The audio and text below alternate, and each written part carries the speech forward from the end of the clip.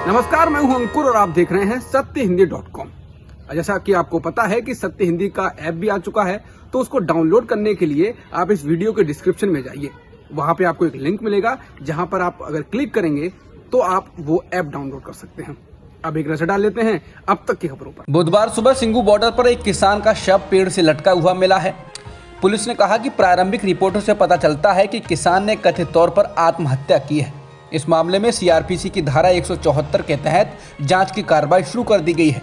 Police के अनुसार मृतक की पहचान फतेहगढ़ साहिब जिले के रुड़की गांव निवासी गुरप्रीत सिंह के रूप में हुई है। वह भारतीय किसान यूनियन एकता सिद्धूपुर से जुड़े थे। वहीं भारतीय किसान यूनियन एकता सिद्धूपुर के फतेहगढ़ साहिब के जिला संयोजक गुरजिंदर सिंह ने कहा है कि गुरप्रीत सोमवार को अपने गाँव से वापस सिंगू बॉर्डर पर लौटा था।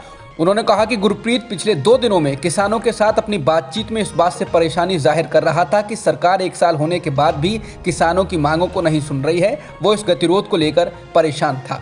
सिंह ने कहा कि पीड़ित ने अपने पीछे कोई नोट नहीं छोड़ा है। उसके बाएं हाथ पर एक शब्द लिखा है, जिम्मेदार।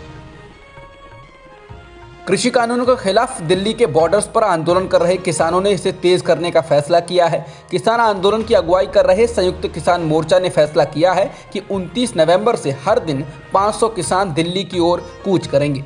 बता दें कि 29 नवंबर से संसद का शीतकालीन सत्र भी शुरू हो रहा है। किसान मोर्चा ने कहा है कि किसान ट्रैक्टर ट्रॉलियों के साथ संसद की ओर जाएंगे और संसद सत्र जारी रहने तक वे हर दिन ऐसा करेंगे।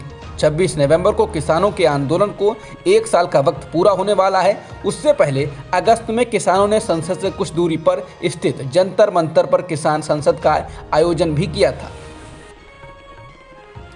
राष्ट्रीय सुरक्षा सलाहकार अजीत डोभाल ने बुधवार को अफगान संकट पर भारत द्वारा आयोजित 8 देशों के संवाद में कहा कि अफगानिस्तान में हाल के घटनाक्रम न केवल उस देश के लोगों के लिए बल्कि उसके पड़ोसियों और क्षेत्र के लिए भी काफ़ी महत्वपूर्ण है और इनका क्षेत्रीय इलाकों में प्रभाव पड़ेगा। बैठक की अध्यक्षता करते हुए डोभाल ने अपनी शुरुआती टिप्पणी में कहा कि अफगानिस्तान में स्थिति पर क्षेत्रीय देशों के बीच घनिष्ठ परामर्श और अधिक सहयोग और समन्वय का समय है। बता दें, अफगानिस्तान को लेकर दिल्ली में क्षेत्रीय सुरक्षा वार्ता में रूस, Iran, Kazakhstan, Kyrgyzstan, Tajikistan, Turkmenistan और उज्बेकिस्तान के सुरक्षा अधिकारी भाग ले रहे हैं।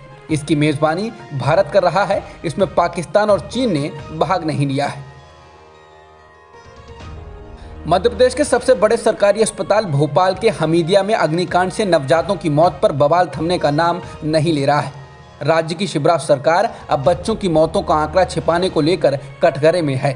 बीजेपी के fire brand leader Uma Bharti ने भी हस्तक्षेप करते हुए मुख्यमंत्री शिवराज सिंह चौहान को राजधर्म का पालन करने की सलाह देते हुए विवाद को और हवा दे दी है।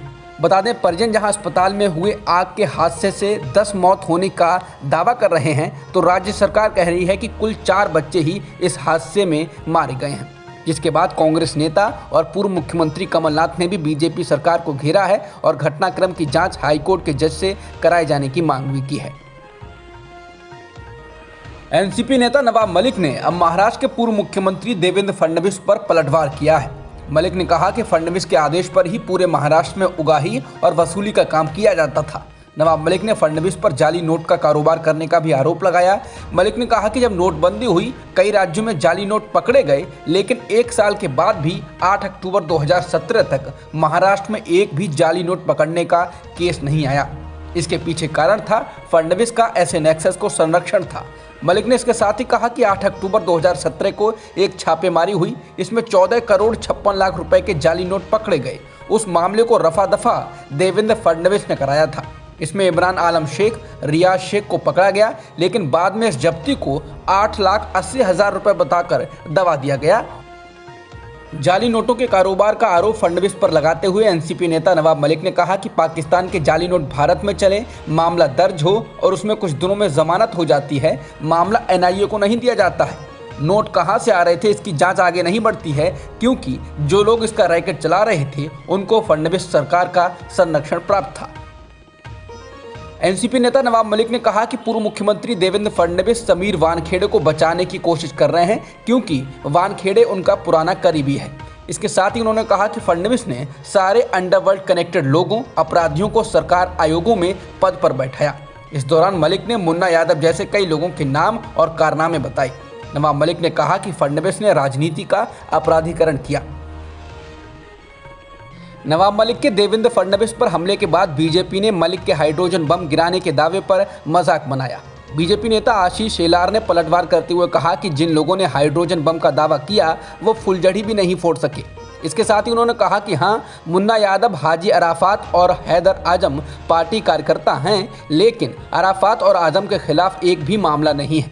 उनके बारे में पड़ताल के बाद ही उनको पार्टी में लिया गया था और इनमें से कुछ भी फडणवीस के समय में नहीं हुआ, जैसा दावा किया गया है। उन्होंने ये भी कहा कि इमरान आलम शेख जो नकली नोट के साथ पकड़ा गया था, उस समय वो कांग्रेस सचिव था और अब एनसीपी कार्यकर्ता है। नवाब मलिक के द्वारा देवेंद्र फडणवीस पर हमले के 1 घंटे बाद फडणवीस ने लेखक जॉर्ज बर्नार्ड शॉ के एक उद्धरण के साथ जवाब दिया, जिसमें कहा गया है कि मैंने बहुत पहले सीखा था कि सूअर के साथ कभी कुश्ती ना करें, आप गंदे हो जाते हैं और इसके अलावा सूअर इसे पसंद करता है। कई तरह के गंभीर आरोपों का सामना कर रहे सोशल मीडिया प्लेटफॉर्म फेसबुक की ओर एक बार फिर से उंगलियां उठी हैं। भारत में फेसबुक के कामकाज को लेकर इसके ही स्टाफ के लोगों ने 2018 से 2020 के बीच कई बार सवाल उठाए हैं, लेकिन इस प्लेटफॉर्म ने कोई ठोस कार्रवाई नहीं की।